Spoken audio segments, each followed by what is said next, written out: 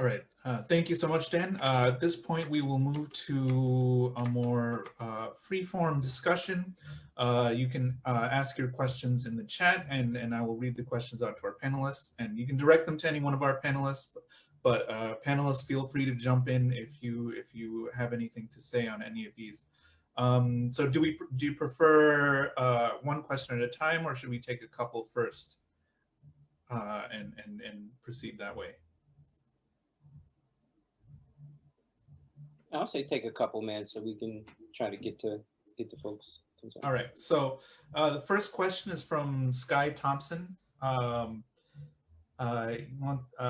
he's working with Central Connecticut DSA, and they want to help agitate for tenant unions in Hartford.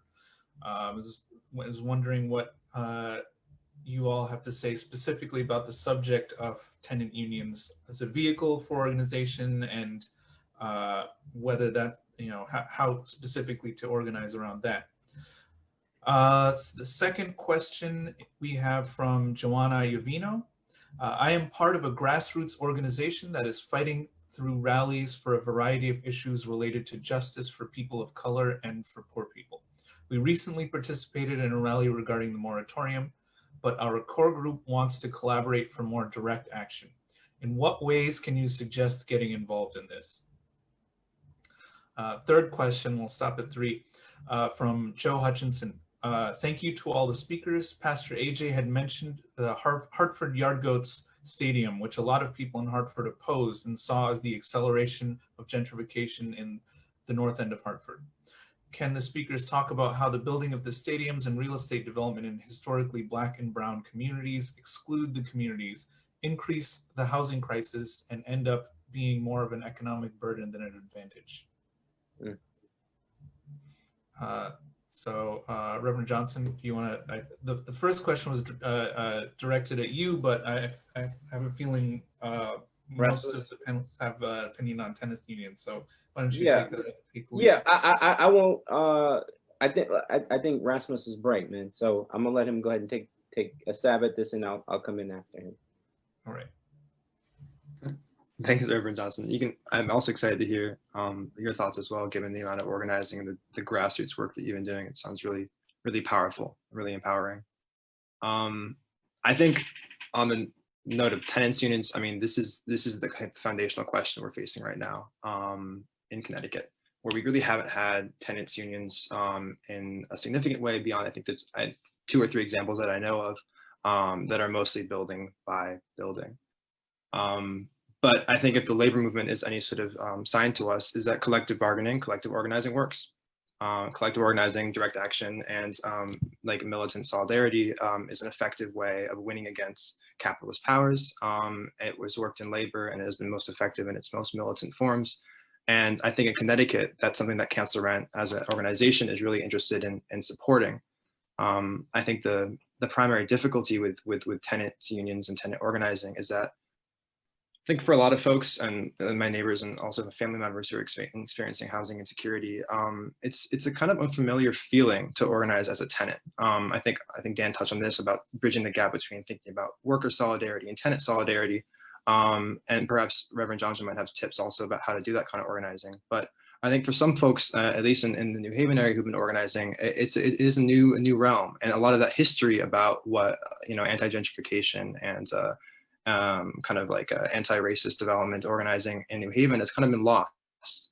So I think part of the foundation of working like tenants unions and expanding tenants unions in Connecticut is really going to be doing door-to-door relational organizing and historical education, which I think Dan provided us very powerfully, kind of an overview of the moment we're facing.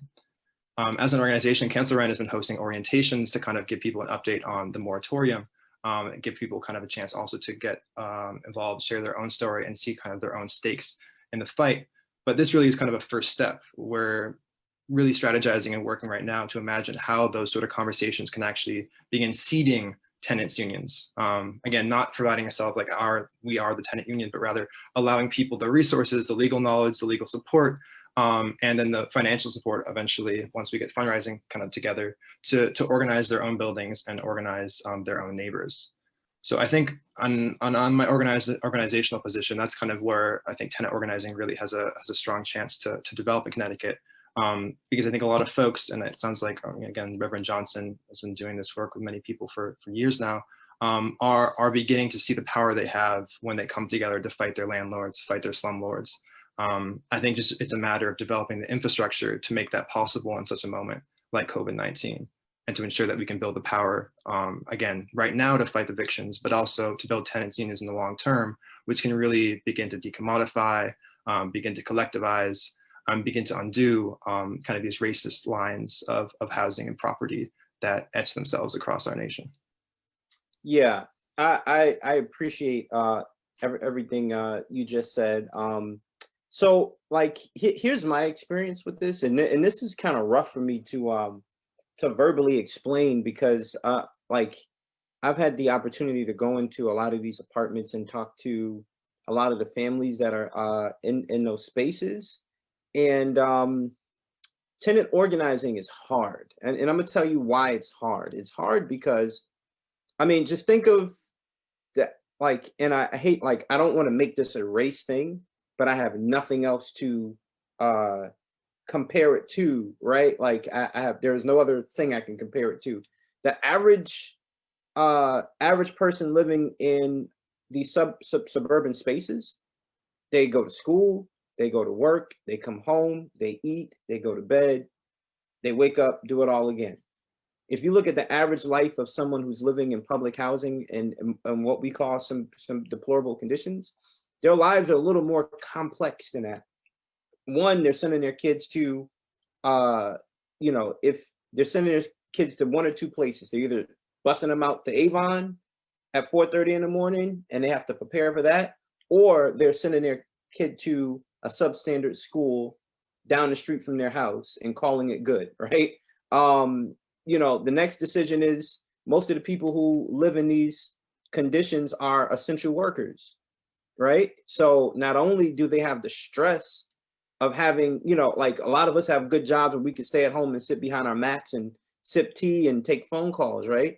But for the most part, there are people who've been living in these conditions that have to continue to work, right? Most of them are single moms. About 90% of the people I've seen in in affordable housing has been single moms. So not only do they have to figure out, you know, childcare, work, you know, and the transportation, you know, a lot of people don't have transportation, so they bus, you know, and so like their lives are a little more complex. And then you add their housing condition, and then add the added stress of saying, hey, I need time with you to organize around this issue.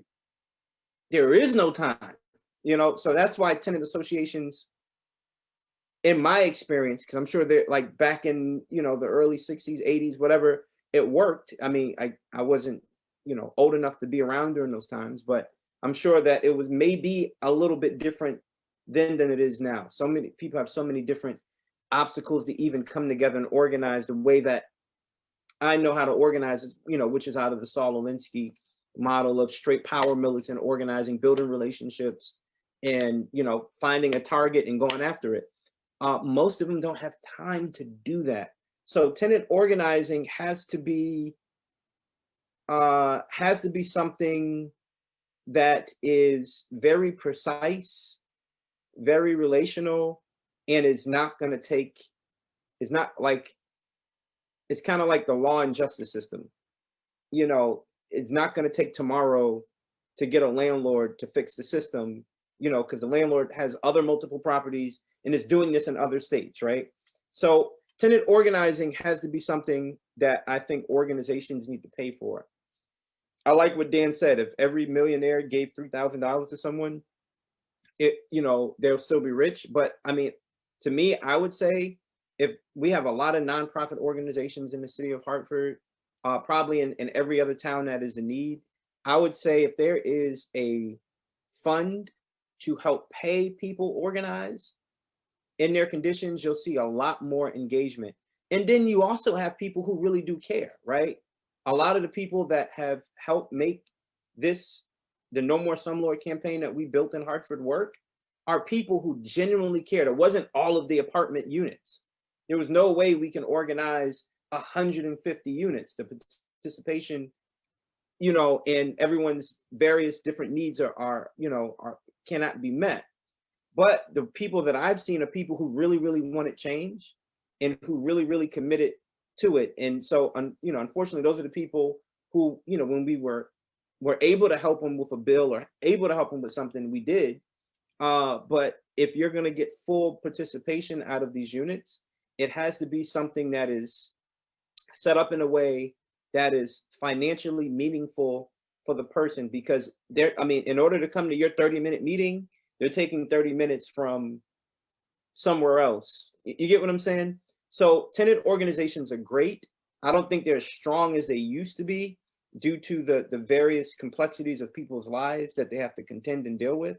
But I think that if there is something that anyone wants to do, in my experience, is that we need to set up a fund, all these foundations, we need to set up a fund to help people organize so we can pay them for their own life experience. That's what organizing is relationships and telling your own life experience.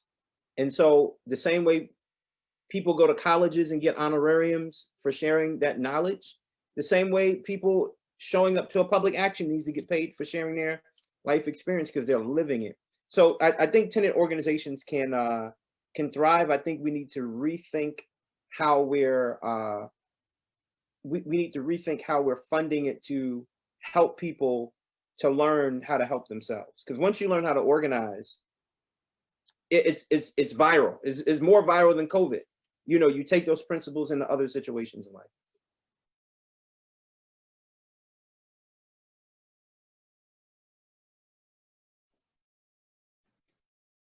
I'm not sure what the second or third question is, but go ahead. Yeah. Sorry, Oh. I was unmuted. I forgot I was on mute. We've been on this question for about 10 minutes now. I wanted to make sure we get to Joanna's and Hutch's question as well.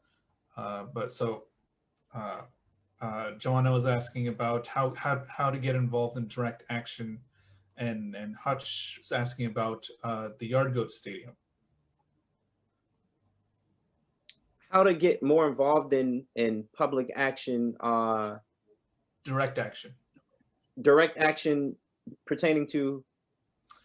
So the question is, I'm part of a grassroots organization that is fighting through rallies for a variety of issues related to justice for people of color and for poor people. We recently participated in a rally regarding the moratorium, but our core group wants to collaborate for more direct action. In what ways can you suggest getting involved in this? Yeah, so I think direct action is a challenge. Like, as an organizer who loves to bring together thousands of people and, to do that whole dance, 2020 is, a year that creativity is key. I'm not sure if you're going to get the massive numbers of people who really, then on the other hand, some people don't care, right? I did a George Floyd march from Windsor to Hartford, and it was like 300 cars, but we had to be creative and say, stay in your cars, right? Cancel Rent did a big, I remember participating in a ride to the governor's house of, 60 or something, so cars, right? So direct action is going to be difficult during this time. I would say, to get more direct action, I would say be creative and target the people who need to be targeted in a meaningful way. Targets are hard right now because they're not at the Capitol. They're at home behind a Zoom computer, right? Their targets are, landlords who are bad landlords who are out of New York City aren't necessarily coming to Connecticut. So, how do you have direct action, with folks that you can't even effectively communicate with? So I think that's a very, very hard question. I don't necessarily have the answer to it. I think we're all learning on how to organize during this time in an effective way. But I think communicating is a piece to it, finding new ways to communicate with targets, finding new ways to hold legislators accountable, finding new ways to bring people together. I sort of want to roll an answer into on that and the other in the previous question together. I mean, I would say direct action is a tactic. So there are sometimes one tactic is important, sometimes another tactic is important. And there are certainly times when direct action is really essential. But I think right now, the looming question is how to build a social movement. And we are faced with a situation in which the prospects for building a social movement are much, that has a deeper vision, I think are greater than it was 5 years ago, 10 years ago, 2 years ago, pick a year before now. And people were not looking as fundamental as they are now. And so that means getting more people involved. And the thing about direct action is, you know, you talk about people who are, you know, have a hard time giving you 30 minutes. You're talking about direct action, that can mean going into a prison cell, a jail cell. That's a much bigger sacrifice if you've got just 10 people doing the direct action. If you've got a large number of people doing a direct action, then you're not talking about, you know, prison time. You're not talking about jail time. I mean, that's the whole thing with the strike, right? A strike is direct action, but if you get 5 or 10 people to do a strike, you know, you're going to lose. You need to get more people organized before you can do a successful strike. And I think similarly, I mean, I think all the points about the difficulties in a tenant union are really important. I mean, there's a reason why there's like, you know, about 10% of the population in the United States are in a labor union. What percentage of the population, and have been for decades, what percentage of the population in the United States are in a tenant union? Not very much. I think for a perspective about what tenant unions can mean, I think it might help actually to look at unemployed organizations in the 1930s, because those were essential in the rise of the labor movement in the 1930s. But they had a hard, and there were big tenant unions then as well too. But they had a hard time making that kind of titanic change on their own.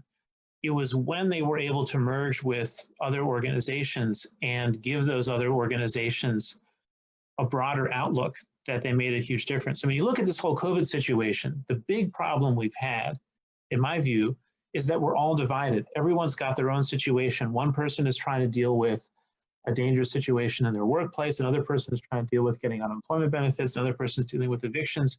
And we're all off fighting our own struggles, and we're not united together looking for a big solution for all of us.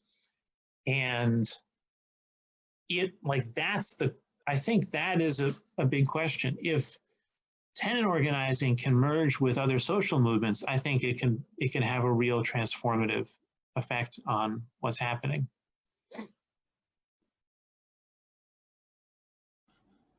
Thank you, Dan. So we have lots of questions to go through tonight. So in the interest of time, I'll ask the panelists to try and limit their answers to around 2 minutes. The next group of questions, the first one is Callie Brosnan. I wanted to ask the 3 panelists on regards to desegregation and canceling rent, the topic of gentrification, in addition to opening up far more opportunities to lower income areas and allow for more mobility, what immediate demands can be made to combat gentrification's wealth disparity and evictions? Could something like halting or putting a freeze on speculation of land along with a rent cap help address this increasing problem? The next question is from Jason Ruiz. Speaking of points of production and where we have power, what do all the panelists think will be the most important tactics and strategies to win the immediate needs of tenants?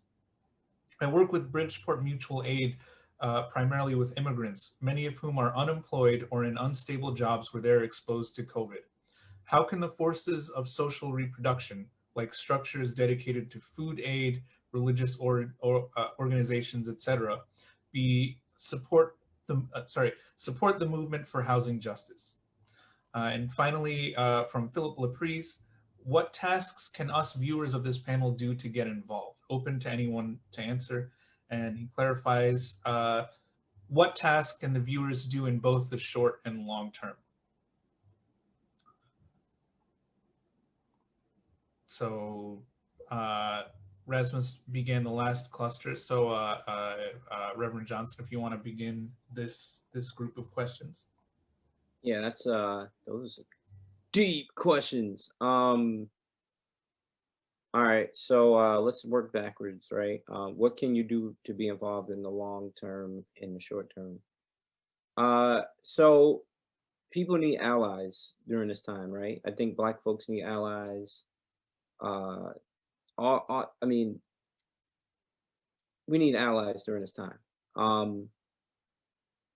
We need allies that aren't just going to send a Facebook post or, you know, do the easy stuff. But I think we need allies in the long term to challenge the systems that that continue to perpetuate itself, right? You have to find a way to be a voice. And what I mean by be a voice, what I mean is, if you live in a town and your town continues to vote down public housing, organize that voice of opposition to that, because clearly this is something that happens continually, and it's a not in my backyard thing. The second thing is I would develop relationships with organizations that are doing the work, so you get a clear understanding of what you're fighting for. Because a lot of people want to do good, but don't know necessarily. Some people do more hurt than they do good, not understanding the full complexity of the fight that's getting in, the time that it takes to build relationships, the time that it takes to hold legislators accountable. So short term, long term, just to wrap that up, is be an ally and engage with other organizations that are doing the work. Get an understanding of what they're doing. Cancel Rent is doing something. Understand that housing is a big Walmart place. When you say housing, that is a big department store of various issues. So understand what issue you want to address, and work with the folks that's already doing the work. Because sometimes it just takes a fresh voice to come in the room and share some insight.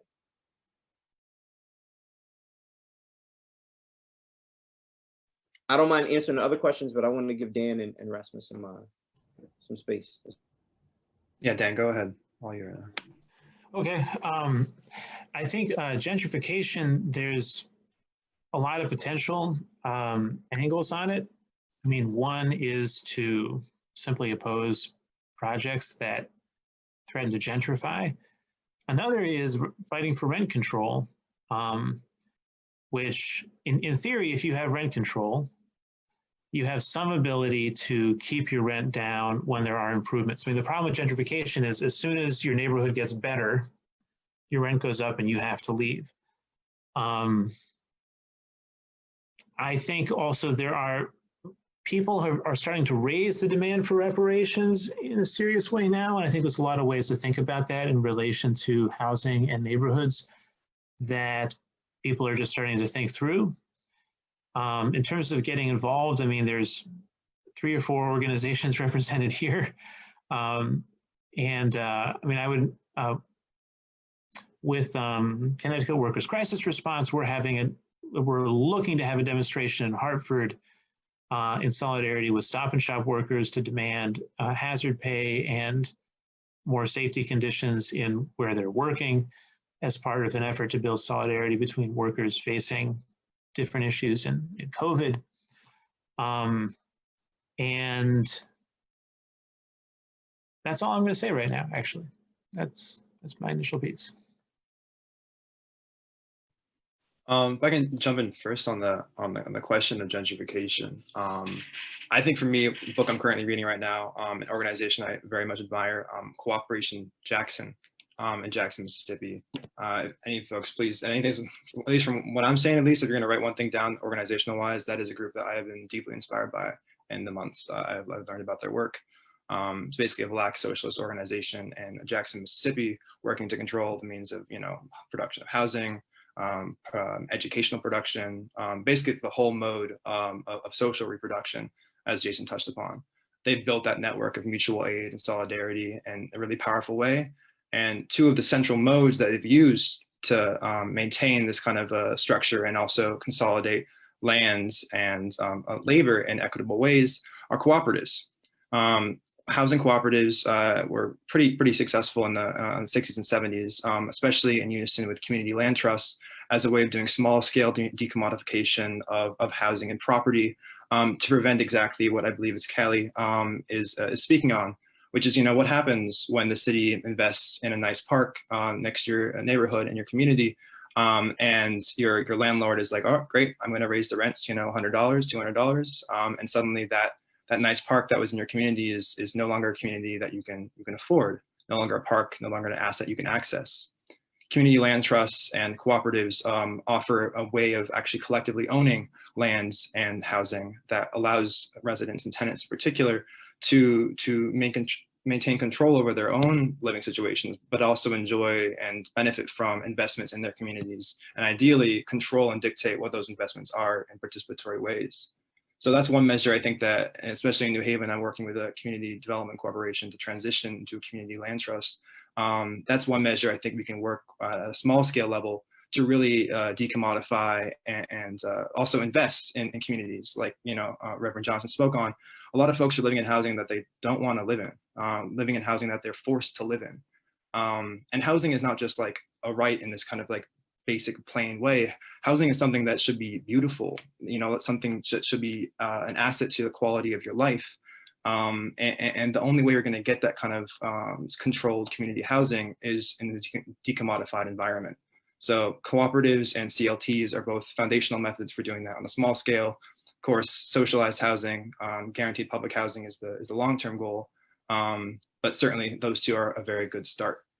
And very briefly, I know I'm trying not to run out too much time, on Jason's question, and also I think Philip's question about involvement. Certainly, please reach out to Cancel Rent on the note of mutual aid networks. We're always really interested and excited to collaborate and share resources and maps that we've developed about evictions, ongoing evictions across the state, as well as kind of like legal protections that tenants do have, as a way for tenants to do some self-defense, but also I think as a way to start building the infrastructure and, like Reverend Johnson mentioned, the financial support to allow and encourage tenants to organize themselves and make it financially and legally feasible for them to do so. So yeah, please reach out with that. We have information we would be happy to share if that's helpful to you guys. I want to add to this piece. One thing that my church did at the beginning with the George Floyd assassination this summer was we wrote a legislative recommendation document to Governor Lamont and to the General Assembly requesting that they declare racism a public health crisis in Connecticut. When we think of segregation, when we think of all of these issues, we have to go to the symptom. I mean, we have to go to the thing that's causing this. And when I think of my neighborhood in which my father pastored, and he passed away for about 50 years, and now I'm pastoring a church in this neighborhood. When Dr. King died and the riots happened, white flight happened as well. A lot of the white Jewish folks and moved to West Hartford, built their temples, and dwelled outside of the inner city space, and it became a historically Black place, right? North Hartford became a historically Black place that never recovered from 1960, right? You've had West Farms Mall, you've had Buckland Hills Mall, you've had all these Blueback Square, you have all these developments happen to bring in certain types of people, but there really hasn't been any development in Black spaces that have been suffering for years. And so what we asked the governor to do was to declare, not just declare it, but to address it. I think once the state of Connecticut, when we talk about the issue of desegregation and gentrification, I think that we as a state, we are very blue but we have a lot of strange, weird, conservative tendencies that don't match up to how we, match up to what we say. Just because you voted for Biden doesn't mean that you're not, that you don't have racist tendencies or participate in a level of whiteness that has an advantage for you. I think as a state, what we have to do is call it out for what it is. I think we declare it. I'm sure there's several towns in Connecticut that are going to push against that, that will not or don't want to do it, which is fine. But I think we declare it. I think the governor should put together a task force to look at what racism looks like in these towns and develop a Black agenda for Connecticut. Because the places that suffer is Waterbury, Bridgeport, and Hartford. Those are the main spaces. New Haven kind of is, you got Yale there, so some of the stuff gets kind of swept under the rug, but New Haven, I think, had like 15, 16 homicides last year in New Haven. So there is a level of poverty that's happening there. I think because Yale is there, it kind of takes the spotlight on some of the issues. But we have to declare racism as a public health crisis and deal with it legislatively and deal with it in conversations. Again, we're not going to legislate racism away. The same way you're not going to legislate police and poverty away and things like that. But I do think that as a state, we need to put on our big boy and big girl pants and come to the table and discuss it and figure out legislatively what can we do to bring equity all across the state. And then you just won't have gentrified places because every place would be nice. You won't have better schools here and non-better schools there because every school will be a good school, right? So we have to find a way to have that kumbaya and then do the work, the hard work. This is not easy work. Again, the same way we attack a landlord and attack HUD, this stuff is not going to happen like this. But I do think we need to open the conversation and begin to organize. But first, we have to have a governor that's willing to have that conversation, in which he has not even, I won't even go there, but he has not been responsive to the conversation. Thank you, Reverend. So let's take the next round of questions. So from Anonymous, I have noticed that the movement to desegregate housing via tackling racist zoning laws is a lot more public, having a lot of forums and a visible support network of folks with access and power. Why is that happening right now? And another question from Facebook, how do landlords exploit Section 8 housing measures? And then third one from Amy Martin. I haven't heard anyone mention undocumented immigrants. There are two groups in CT who have been organizing tenants around eviction moratoriums, cancel rent and funding, since they receive nothing from the federal government. What do you think about this? So Dan, since the other two panelists started the previous cluster, why don't you go ahead? Sure. Yeah, I'll start with the immigration question. I mean, one of the things that I was thinking, looking at this whole relief package, is if you look at 30 to 40 million people in danger of becoming homeless, the federal government, state governments, American capitalist class, they are a little bit terrified of what we might do if 10% of the American population or people living in the United States are all of a sudden homeless. However, at the same time, lots of banks, landlords, real estate, various real estate interests would like to get a hold of a lot of the houses that people are in danger of foreclosing upon. They would like to kick out a lot of tenants so they can gentrify various different areas. They would like highly desperate workers who have been evicted and are worried about keeping their homes.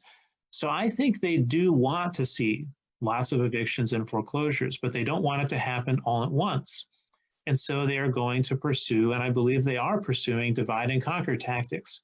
So Rasmus, for instance, mentioned how not everybody's able to take advantage of, this moratorium. One thing is that you have to actually give your landlord a paper copy that says I meet all these requirements. And that in and of itself poses a number of problems. Even printing out the paper, let alone endangering yourself for a legal challenge from your landlord. And then, of course, if you're undocumented, there's a variety of things you're not able to get. And so I think that's one of the main wedges that's being used right now, is undocumented people are not getting a bunch of the benefits that the rest of us are eligible for. And so I think that is a really important struggle to fight for. I mean, to fight for, in Connecticut, for instance, a fund for undocumented workers on all of the things that are needed right now in COVID. And yeah, it's one of, I mean, I'm sure if you look at a housing fight, you've got people with all different kinds of legal problems when you're trying to organize an apartment complex. One of those legal problems is being undocumented. One of those legal problems is being a legal immigrant or having, papers and all of that, but being afraid of losing them. So I think this is, again, part of why this needs to be part of a social movement.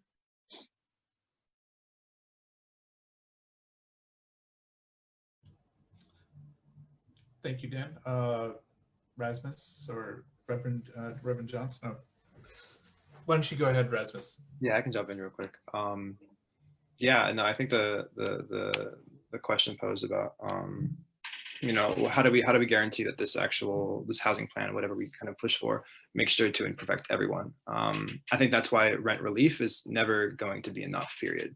So long as the distribution of rental relief funds is done through the states, and especially done through a state that has such close ties with the police, ICE, and certainly landlords, undocumented people are not going to be safe, are not going to have access to that funding.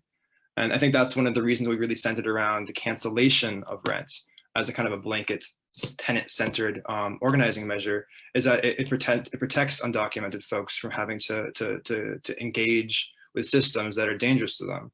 And especially, talk with their landlord about their immigration status.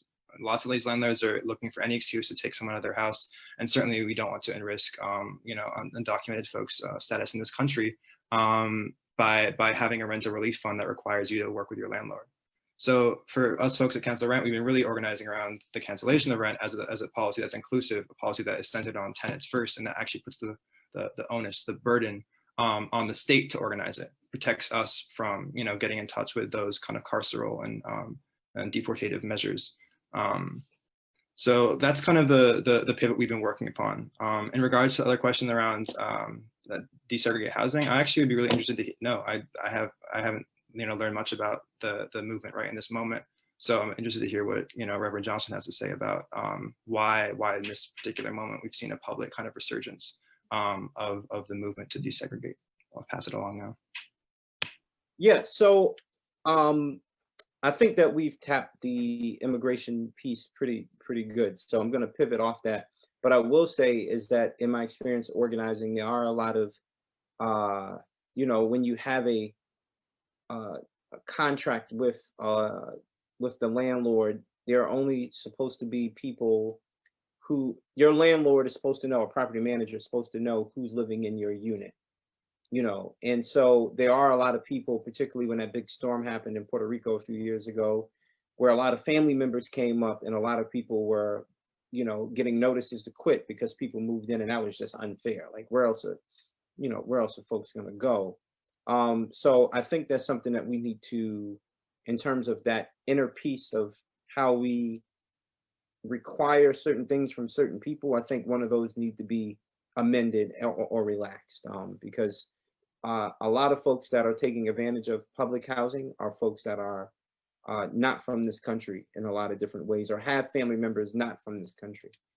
So, and that's another reason why people don't organize. That's one thing that I did fail to mention, is that some people don't organize because they don't necessarily have the proper paperwork to even engage in a fight, but they want to fight. Moving on to the question of why is, the question of the segregation, why is it getting so much attention? I don't want to take all of the credit for it, but I'm going to take most of the credit for it. Okay. I think when we sparked that No More Slumlord campaign in Hartford, And the way that we organized it, I mean, that was one of the greatest campaigns I was happy to be a part of with, you know, with my team at the Center for Leadership and Justice, man. I think we created a story that everyone could follow. Housing is just so complicated, right? And so what we did was we turned a big problem into small issues. That's what organizing does. You take something that's so massive and you break it down to small issues to where everyone can understand. And so I will never forget a group of residents sitting in my office, reading a HUD contract, asking questions about it, then becoming interested in it, and then wanting to know, well, where is the money going? That's how we got Emmanuel Koo, a notorious slumlord, out of Hartford. We went through his contracts with HUD. We're talking about poor people. We're talking about people who aren't supposed to be sitting in rooms of higher education according to what the spaces around them say. They were in the room literally going through these HUD contracts. And then one of the ladies there asked a question, well, where in the world is all this money going? And then I said, well, let's pull out his tax abatement. So I went to the, got his tax abatement, printed out like 30 copies, and we all went through his tax abatement. And so then one of the, another person in the room said, he's not even living up to his contract. If I was to violate my lease, he has the right to kick me out. But this guy is violating a whole tax abatement and nothing is happening to him.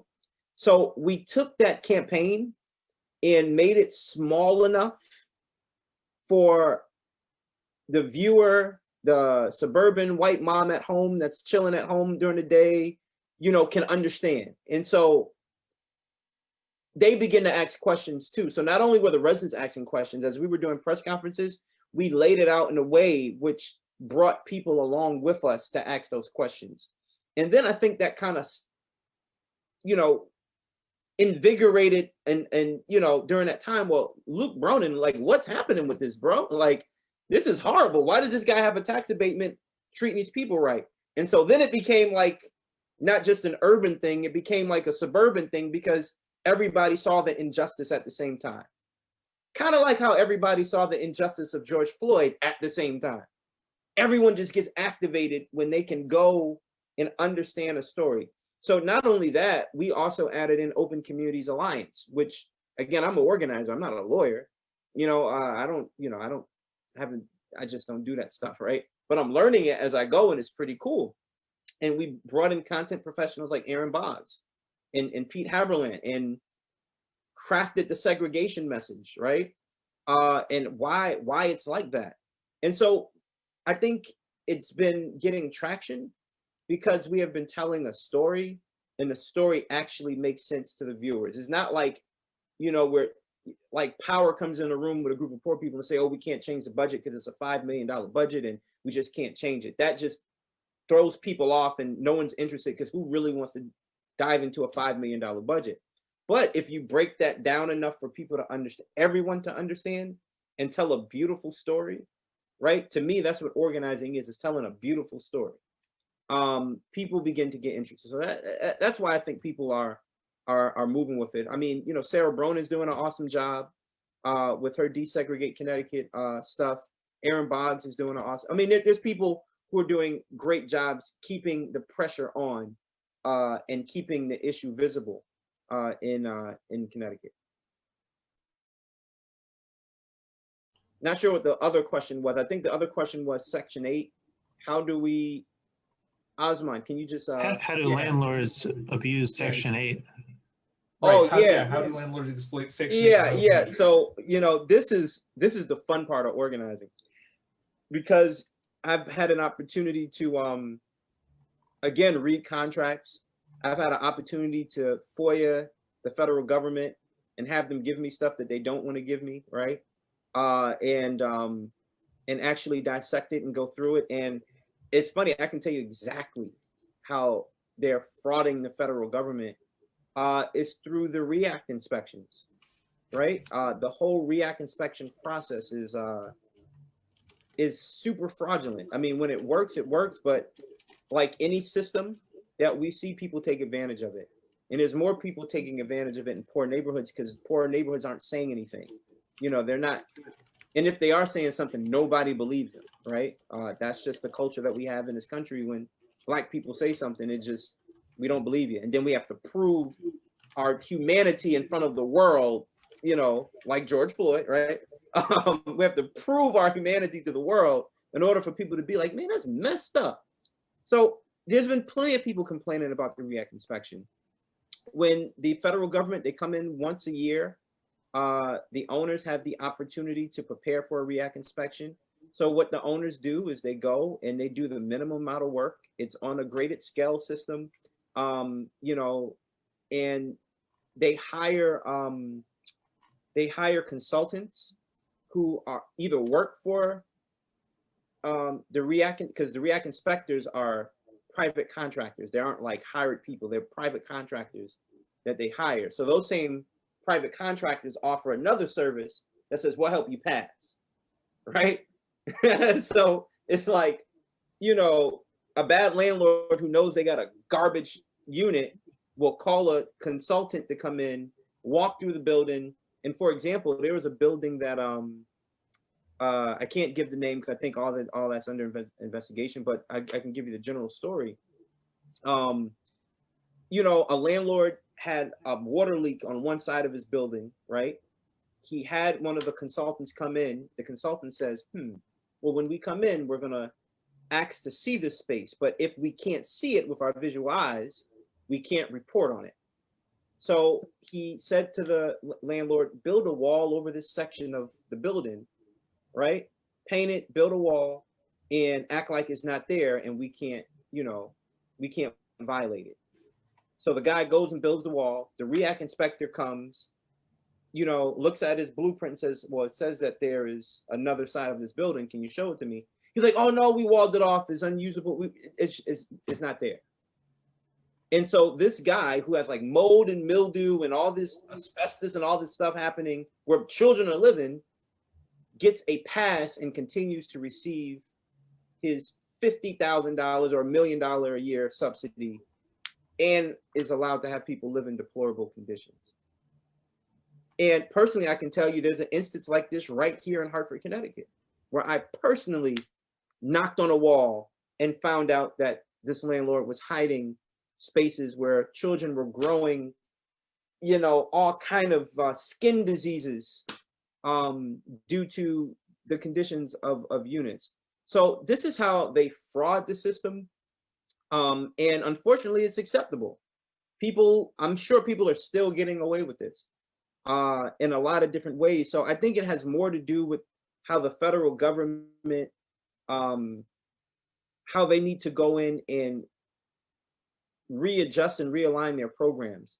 You got to remember, these federal programs were built for World War II veterans that were coming back from the war and needing places to stay, or something, you know, something along those lines, right? And so they have to do a better job. I'm hoping this new lady, Representative Fudge, you know, if I can ever get an audience with her, the same way we got an audience with Ben Carson, which went nowhere.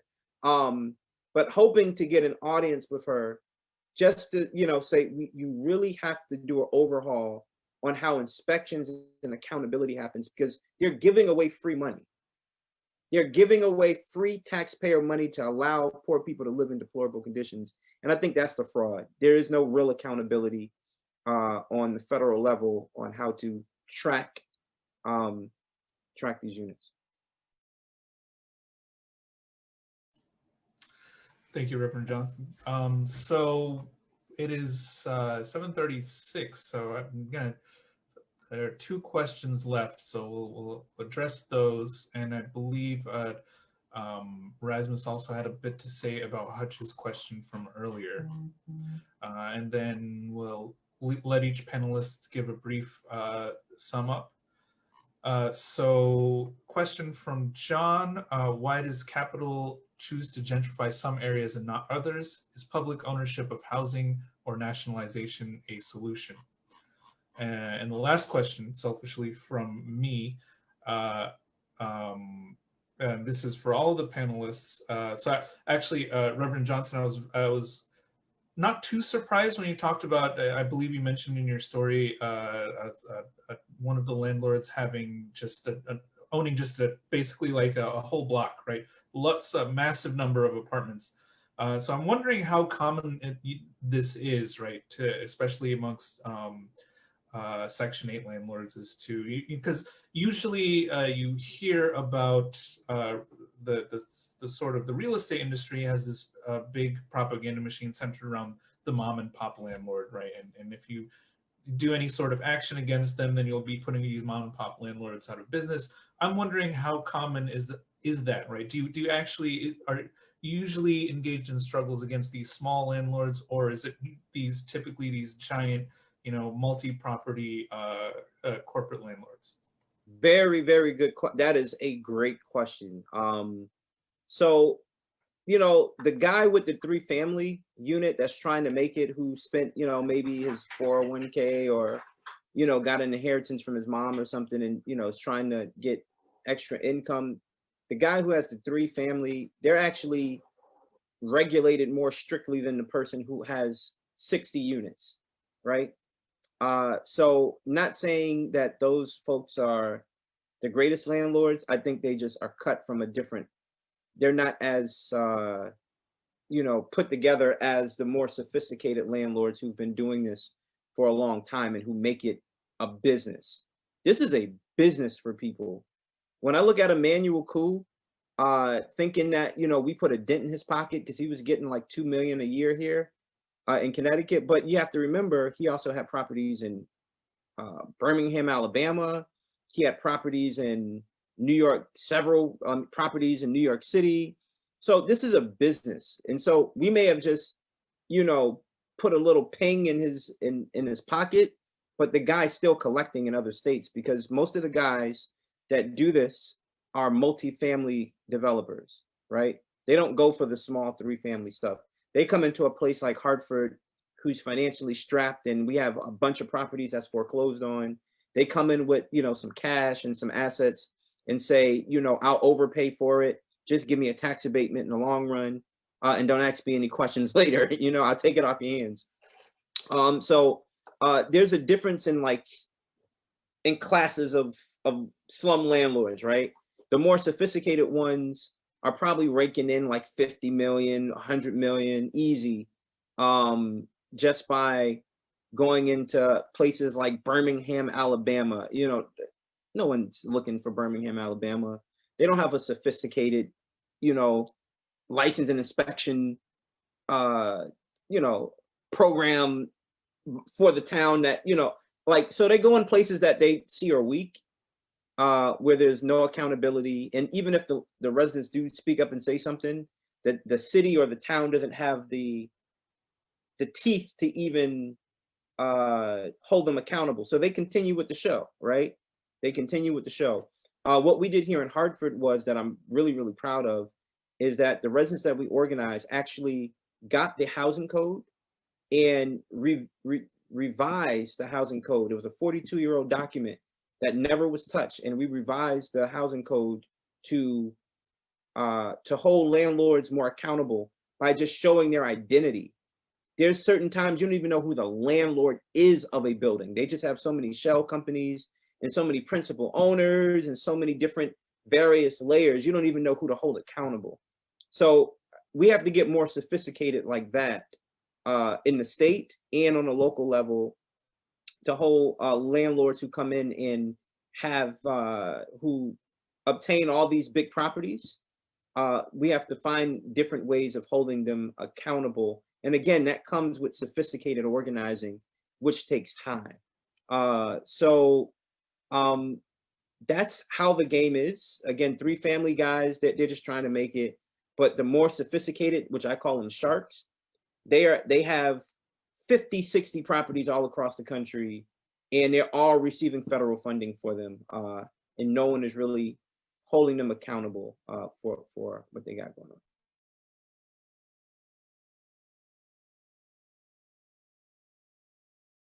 Yeah, I just want to, echo a lot of that. I actually worked on a sophomore year research project, kind of doing like a study of landlords. I managed to get embedded in like 2 landlord management companies as like a researcher, part of like a Yale grant. And basically, you know, told them I was interested in how they ran their businesses and, you know, was followed all my regulations and such.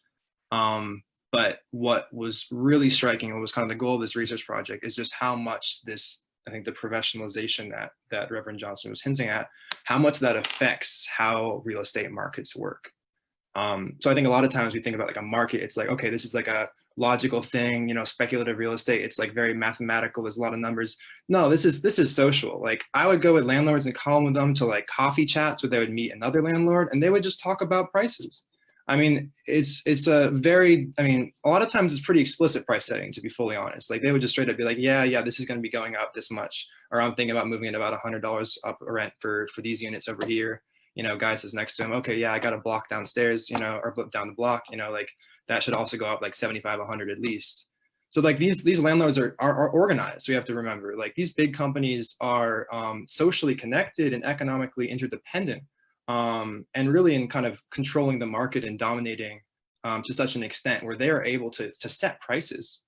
In New Haven alone, we have maps of, you know, Mandy Management, Ocean Management, these big slumlords. They control total, just swaths of the hill, swaths of Dwight. I mean, they're saturated the market.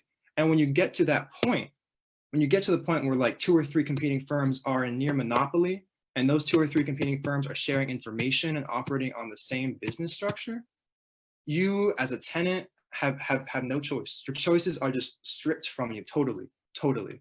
And that's because the landlords are organized. And that's I think one thing we got to realize is that, and I think, you know, as we've spoken about, this organizing is hard, but it's also made hard by the fact that the opposition are organized. Capital is organized. Landlords are organized. And their organizing is well funded and supported by the state in most cases.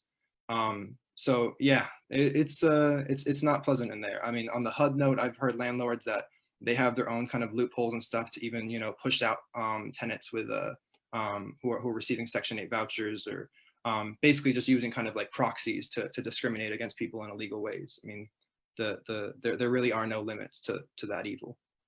On the notes of, I believe the question that John posed about, we'll try to be brief on this, but on why some areas get gentrified and some areas don't.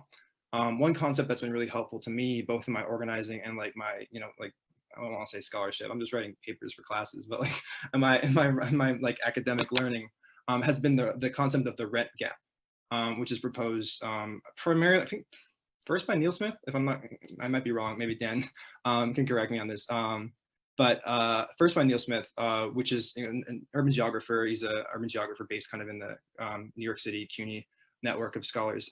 He proposes this idea about the potential future rents of an apartment or units and the current existing rents that are being charged. And so places that have a significant gap, places that, you know, maybe haven't quite been hit, haven't quite been found by the tentacle reach of global capital, are hot real estate, even in strange places. And maybe that's a Birmingham, Alabama, and I'm not sure. But certainly we're seeing that in New Haven, where a lot of these New York City landlords who are, you know, maybe not quite able to compete in the total saturation of New York City are seeing a rent gap in New Haven, where they're like, okay, we can charge a bit more here. You know, New Haven's been setting up these train stations and kind of angling the city to bring in, you know, whiter, wealthier residents from out of town, and pushing out existing Black and Latino residents. Like, there's a gap here, and we can see the city is favorable. You know, the city is supporting that gap and not really doing much to guarantee the people currently living in these neighborhoods are able to keep their housing. And so that gap, I think, really signifies, even if it's a town that seems like relatively obscure, where capital will go. And again, because they're communicating, because landlords and these management companies are, you know, oftentimes either explicitly tied in, you know, their financial structures, or in sort of social cahoots, they know and they share information.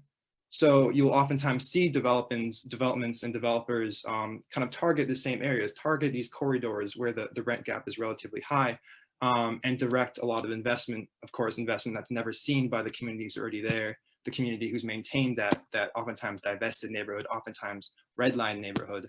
And instead they kind of, these developers shuffle in this white upper class to displace oftentimes a Black or working class who's worked to maintain their housing for decades.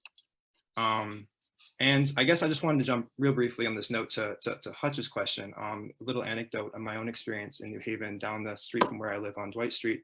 The St. Raphael's Hospital in the Dwight neighborhood, Yale St. Raphael's Hospital, announced this massive expansion.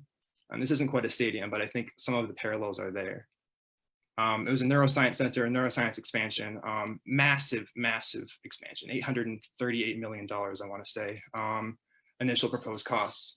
And it's smack dab in the middle of kind of between Beaver Hills, Edgewood, Dwight, predominantly Black neighborhoods, predominantly neighborhoods that are also experiencing this pressure of the rent gap. A lot of, students, and myself included, who have found properties, found units that are now owned by these larger companies on the edge of these neighborhoods. And so what Yale does is, drop this massive amount of capital on this neuroscience center, goes to, the community management team meetings, presents it, calls it an asset, calls it, we're benefiting the community, we're supporting them. This is something that you should be grateful for. This is going to bring jobs in, et cetera, et cetera.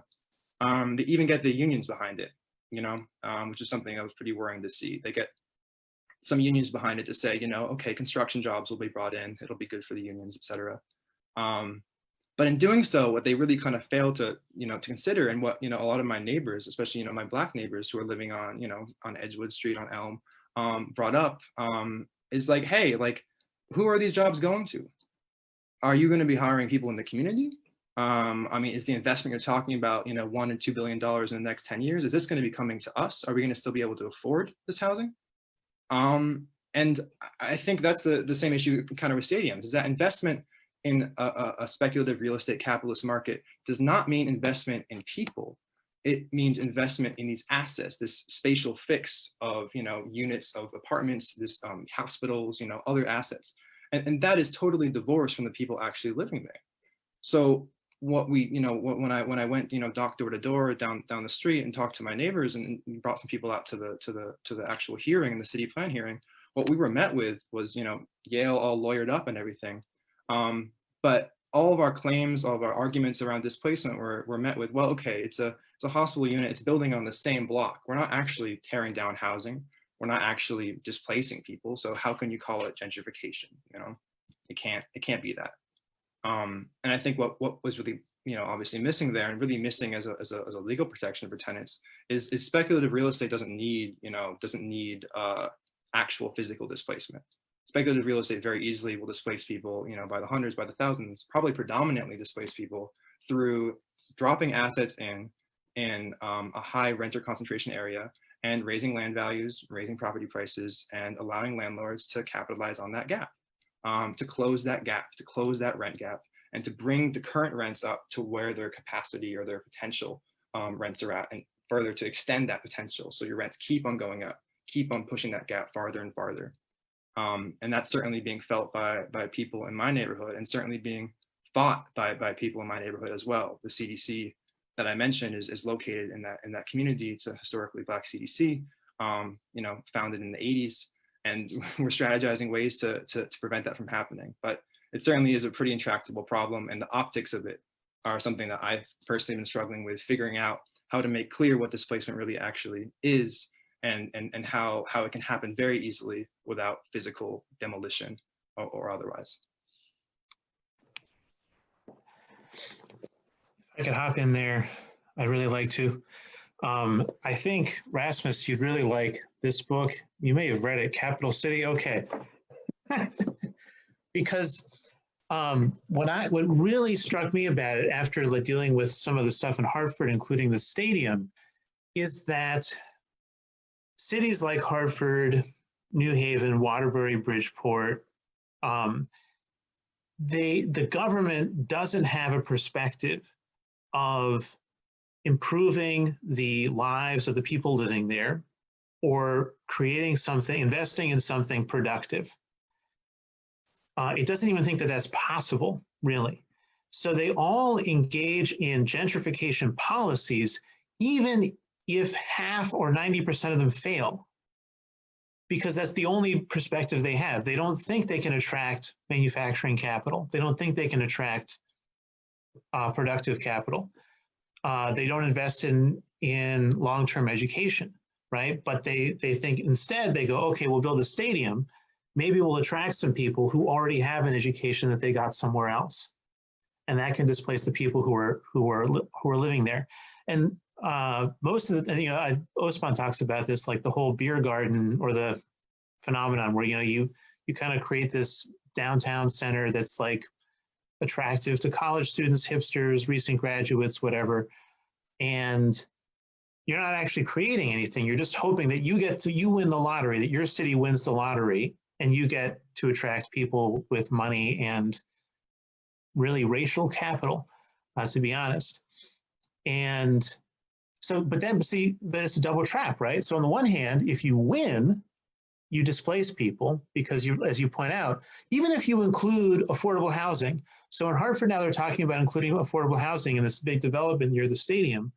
But if the rest of the property values go up, that affordable housing is actually not going to catch up with all the other people that are displaced. So that's if you're successful in gentrification. If you're not successful, you've invested all this money in something like a stadium that doesn't actually make the money back, and then your town can go bankrupt, and you can end up in a situation like Detroit or Flint, or a situation that Hartford's kind of been teetering on, where the state comes in and says, you're no longer in charge of your own finances anymore. We're going to manage your finances for you.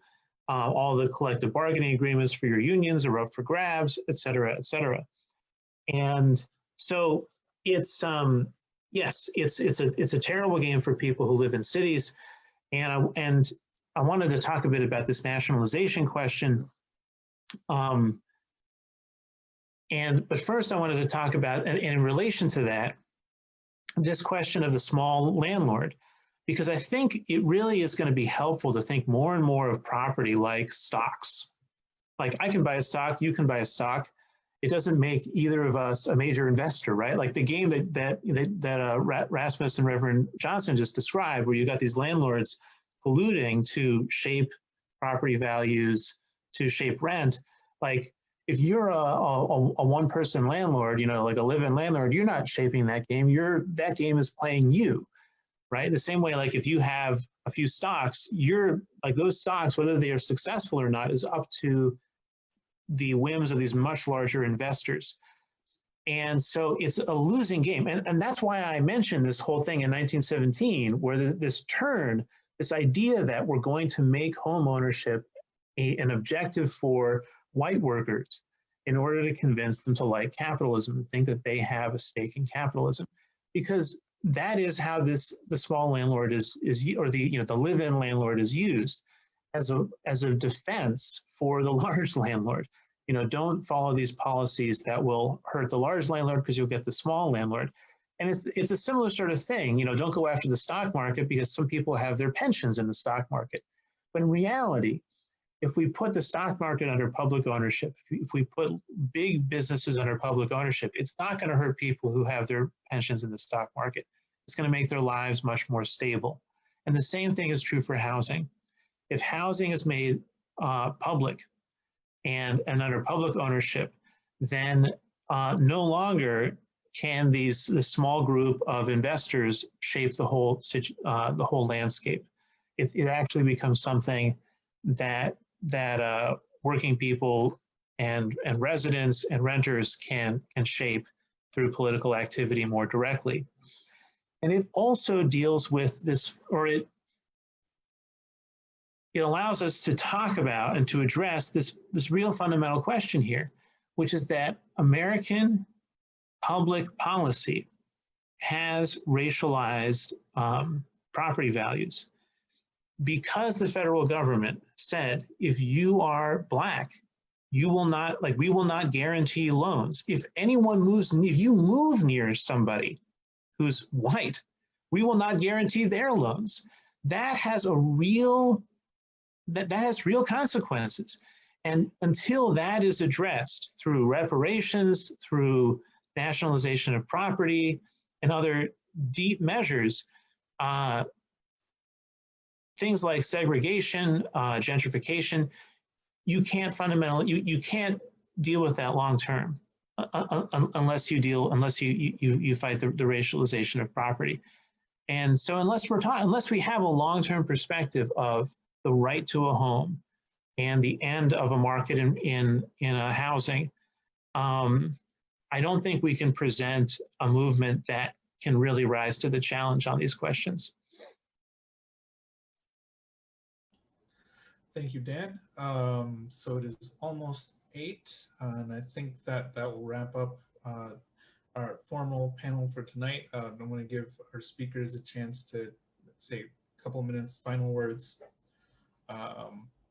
So we'll start with Reverend Johnson. Yeah, I mean, I don't really have any final words, man. I think this conversation is an awesome conversation. It's definitely not like an hour conversation to have because it's so deep. But I appreciate everyone's insight. I think the panelists tonight were just absolutely amazing. John has been absolutely amazing. Everybody's probably wondering who John is, but he's doing his thing right now. But you know, if there's one last thing I should say is be an ally and support the work by any means. You may not be a direct action person. You may be able to write a check, right? Do the best you can do to help these organizations continue to stay in the fight. Because obviously we're out financed when you talk about fighting landlords and fighting people who are gathering millions of dollars at a time, right? We're obviously out financed, but we're not out passioned, and we're not gonna give up the fight easy. So thank you to you guys. Thank you, Reverend. Rasmus, you want to give some final thoughts?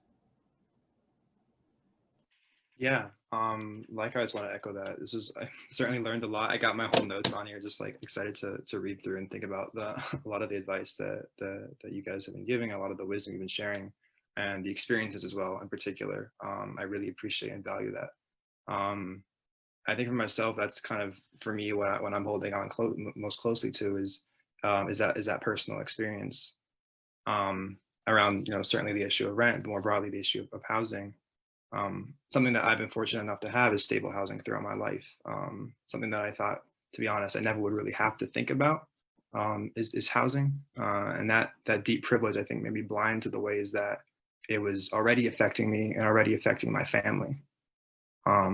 So most recently, I've been talking with a loved one who's basically become housing insecure as a result of this pandemic, and working with him to find housing, and seeing also the kind of the detriment that being unhoused or near unhoused has on a person who I've grown up with, one of my few family members in the U.S. as well. So I think for me, like, having these conversations with him and like understanding my personal stakes, articulating those stakes to him, and sharing kind of like and love this movement with him is something that has been really powerful and empowering for me, and also just reminding me the urgency of this, that it's not just my uncle, not just my loved one, but so many people's loved ones, so many people facing this right now. And so I think that in this movement and in organizing more broadly, the most critical step we can take is to find those stakes, find that self-interest, and articulate that. And for me, I think that's the foundation of the cancel rent organizing I've been doing. That's the foundation of what I bring when I speak to people on doors.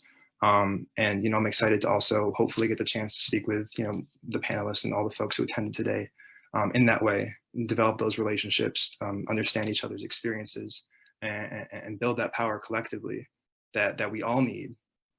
Even if we have the privilege to housing, we don't have the right to housing. That doesn't exist. That's something we have to fight together to build. And that's something I'm excited to build with all of you. Thank you, Rasmus. Dan, I'll let you have the last word here.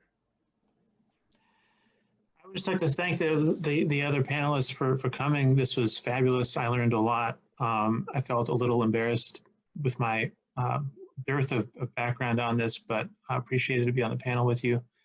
And yeah, for those who are interested in getting involved, I just want to give a pitch to the 2 organizations I'm working with. One is Connecticut Workers Crisis Response. The idea is to make a contribution to building the kind of social movement that can fight these sorts of problems. It was started in response to the COVID crisis, and It looks like we're going to have an action on January 4th at the Stop and Shop in Hartford to call for hazard pay and safer working conditions for the workers in Stop and Shop, which is something that a lot of workers right now need. And they are negotiating for this. So this is not just like us doing this randomly, like there is an actual possibility they can win this. If you're interested in the right to a home, ending capitalism, please check out Socialist Resurgence and give us a ring. Thank you, Dan. I would like to thank all of our panelists for fascinating discussion. And I'd like to thank all of those listening in for participating. Be sure to check out Socialist Resurgence. Be sure to check out all of the organizations doing this work. And have a good night.